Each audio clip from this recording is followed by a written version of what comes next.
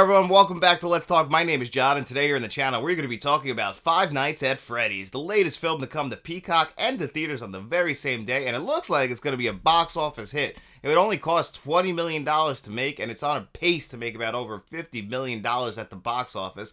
But how is the film itself? Well, first of all, it's directed by Emma Tammy. It's actually based on a screenplay that was done by the co-creator of the game. He also produced it, helped write the entire story, and, just basically helped to get this made because it's his baby. And Blumhouse also helped distribute this film. So you know what? How is the movie itself after all those people were so enthusiastic about making this film? Well, it turns out this movie is just hot garbage in my opinion. I didn't enjoy this movie almost at all. It had some great sequences in it, some great horror sequences that I wish they were more of that. Now, my biggest issue with this movie is the screenplay. I just think there was just too many hands in the kitchen. If you look at the story credits and the writer credits, there's just so many people on this one, and there were just so many flaws and basic flaws about this film that really could have been fixed to just, make you not think about the fact that by the end of this movie, you're asking more questions than you got answers to. Josh Hutcherson plays our lead in this film, a troubled man who keeps getting fired from his job. And he really wants to care about his younger sister. He's fighting with his aunt over custody for her. She's about, 10 to 12 years old,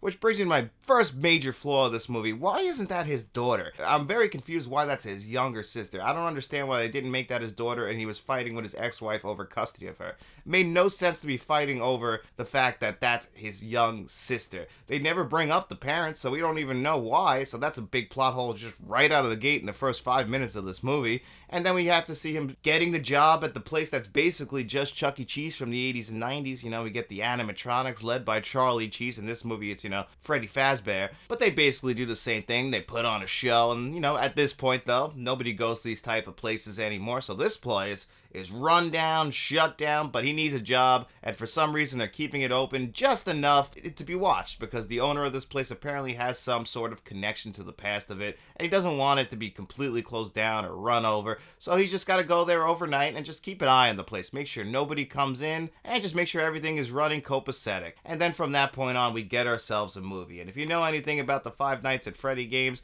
they're pretty good, very simple games. So I just had a hard time understanding how they were able to make a full-fledged movie out of this. It just felt very overwritten. The acting was horrible. I never cared about Josh Hutcherson in this movie. I just thought that he was mean-mugging it the entire time, trying to be like a real tough guy, but yet we're supposed to be like caring about him and his sister's relationship. Never cared about it through the entire movie. He just felt very plain, like he wanted to appear tough the whole time, but yet we're supposed to believe that he's a warm-hearted individual. I never got that out of this movie. Now, the reason why this movie is probably a huge success right now is because it's the type of movie that you can go see in theaters with the family. It's a PG-13 movie. There's almost no gore. There's a lot of jump scares, and I mean a lot of jump scares. None of them were really good to me, but if you're sitting in a packed theater with a bunch of people over Halloween weekend, you can have a worse time than going to see Five Nights at Freddy's. You can have definitely a good time with the crowd, maybe have a couple of drinks.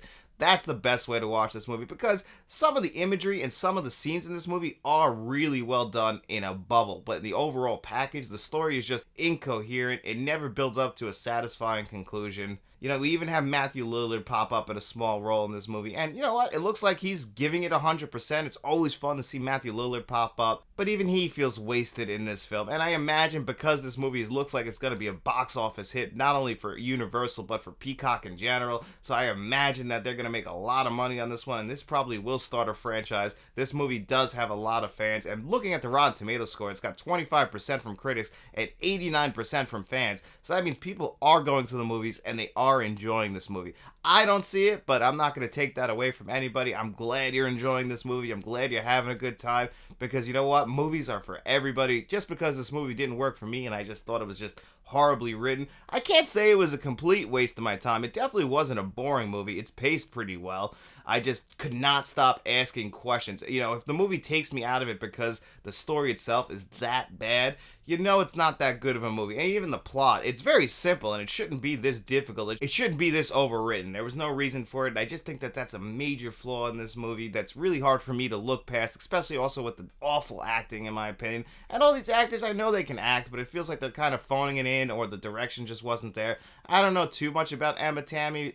This, I believe, was her first directorial debut. She doesn't even have a Wikipedia page.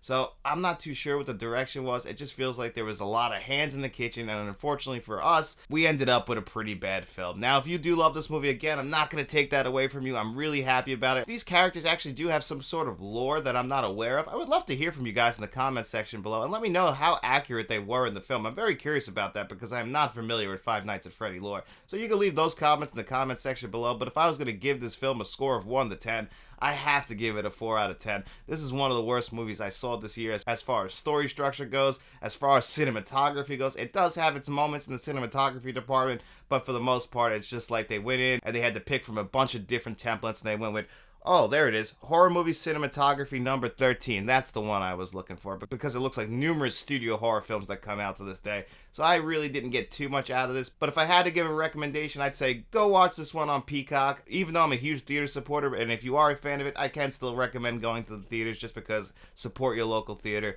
But if it was up to me, my recommendation, stay home, watch this one at Peacock. If you have younger kids from ages like 11 to 15, I think they would enjoy this movie, especially if they have a connection to the Five Nights at Freddy franchise.